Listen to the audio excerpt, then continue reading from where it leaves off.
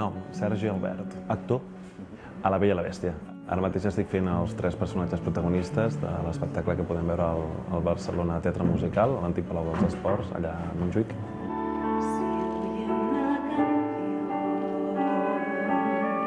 No ens podem queixar. Ara fa poc ens passàvem una nota per part de premsa que portàvem 55.000 entrades ja venudes, és a dir, que crec que en 3 setmanes podem dir que la recaptació i l'espectacle està funcionant molt bé. La veritat és que fa molts anys no teníem la quantitat de musicals que tenim ara, no? Jo vaig començar a tenir la gran sort d'acompanyar un amic i em van agafar amb un espectacle gran, de gran format, però també és veritat que molts de nosaltres hem començat amb les furgonetes típiques donant voltes per Catalunya, a les escoles, fent teatre infantil.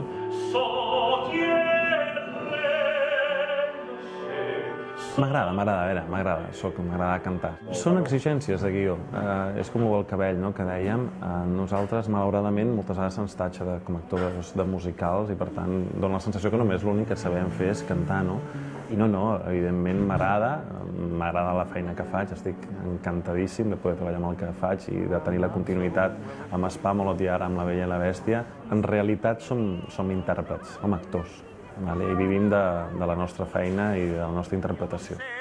Me estás pisando un pie y nuestra canción acaba aquí. La veritat és que la Malena me la vaig deixar arrel del Mar i Cel, gràcies al Botjo, que em va dir un dia: escolta, que jo vull veure pel Mar i Cel amb el cabell llarg, I vaig dir: estàs de guassa. No. I tal com ho va dir va ser: vale, a la orden, capitán. Jo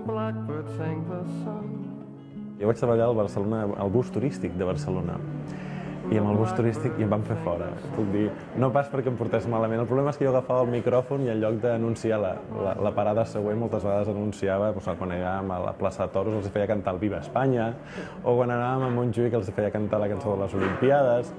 I quan arribàvem a la platja, aquí no hi playa, en aquell moment. Llavors, esclar, no era el que havia de ser, no? Però llavors vaig pensar, si això del micro m'agrada és que alguna cosa tenim que fer, no? I sí, vaig estudiar la carrera de turisme, però vaig poder donar de cantar per lo que m'agrada a mi, que és el teatre.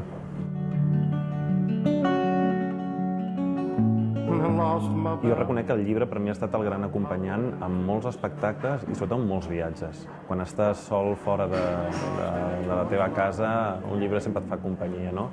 Però venia una mica pensant en tots els llibres que he vist a la biblioteca de casa, a la petita biblioteca de casa, i el que he llegit, i home, te n'adones que les coses han canviat molt, No sé, tinc un, per exemple, que recordo molt de petitó, que és el Zoo d'en Pitus. Els tebeos, el que es portava, el que podies comprar al quiosc, i llibres, los cinco. Llavors, esclar, d'aquella que guarda un parell de llibres a lo que avui en dia llegeixes ha canviat molt la lectura. Però és important que sapiguem llegir, que puguem decidir què és el que volem llegir i que no perdem la costum.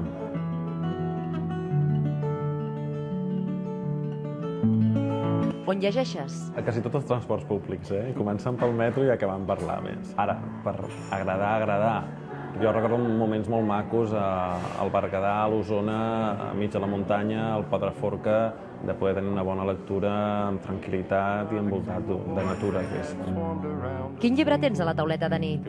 En tinc un que he deixat fa molt poc perquè no he acabat de superar-ho, que és El pensamiento negativo, que aquest és del televisiu Risto Mejide, me l'havien regalat, vaig mirar la part del darrere, i com deia això, que este libro no te va aportar nada, ha estat dels llibres que he tingut que deixar, perquè sincerament no m'estava aportant res de bo. I un altre és un que per la situació tinc un nen de 3 anys, i és un de Pregúntale a Supernani, t'explica els dubtes que pots tenir, no? Que recordo, per cert, que això del Supernani ve una mica del primer llibre que em vaig comprar, em sembla que era Com ser pares, que el va fer l'Elisenda Roca. Que avui quan el veia deia, ui, doncs mira, si resulta que és l'Elisenda la que ho va escriure, l'Elisenda aquesta a la tarda. Molts records per ella, El llibre que t'ha marcat més? El Perfume, que és el que més em va marcar. Potser perquè estàs en l'època de l'adolescència, que se't desperta tot. I la veritat és que després, amb els anys, van fer la pel·lícula i la imaginació dona molt de sí, no? Un autor? De ciència-ficció amb l'Isaac Asimov, Les bóvedas de acero. És dels llibres que més m'he llegit i més em van agradar. Malauradament, ara també llegeixo molt, en contraposició amb la ciència-ficció, llibres del Jorge Bucay, del Paolo Coelho. Les ensenyances que et donen aquest llibre, el que amaguen, la llibertat que et donen de treure't moltes vegades les façanes que portem com a persones humanes i que descobreixis la felicitat, l'estimar-te tu mateix, almenys amb els actors ens és molt necessari. L'última pregunta serà si t'agrada la xocolata. Sí. Una xocolata que tenim aquí que ja està una miqueta freda, però... No, està calenta, està calenta. I deixa'm que la tastaré. M'agrada. El problema és que no podem prendre gaire xocolata per la feina que tenim.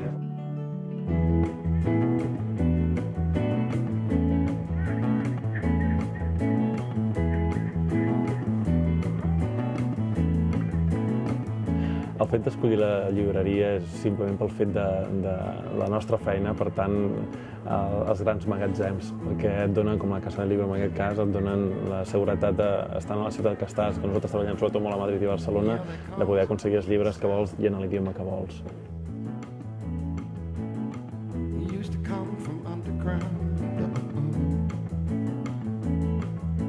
Tot aquest ventall de llibres, són 2 llibres que a mi m'han marcat molt, m'han ajudat en moltes coses. Un és de l'autor Robert Fischner, que es diu El caballero de l'armadura oxidada, que ve a explicar com un cavallero arrel d'una armadura que porta oxidada i unes ensenyances ètniques, aprèn com estimar-se a si mateix i amb tota una vivència que té de personatges, aprèn d'aquelles coses que normalment ens manquen molt a les persones i que són de recordatori important. I el segon és Lazos d'amor, de Brian Weiss, que a mi em va suposar tot un aprenentatge degut a una relació que vaig tenir amb una noia, doncs el per què a vegades les persones connecten tant. És un llibre que parla de les regressions, del tornar enrere, a nivell de buscar en vides passades, de la teva pròpia ànima, i que t'ajuda a entendre moltes coses actuals. Jo sé que és un llibre molt personal, hi ha molta gent que pot pensar que no creu en aquestes coses. Jo reconec que no hi creia, però sí que afavoreixo que la gent que es pregunti el per què, amb la gent tens aquesta connexió de tant en tant o sents aquesta energia tan positiva, ho pugueu llegir perquè a mi em va ajudar molt i em va resoldre molts dubtes que tenia.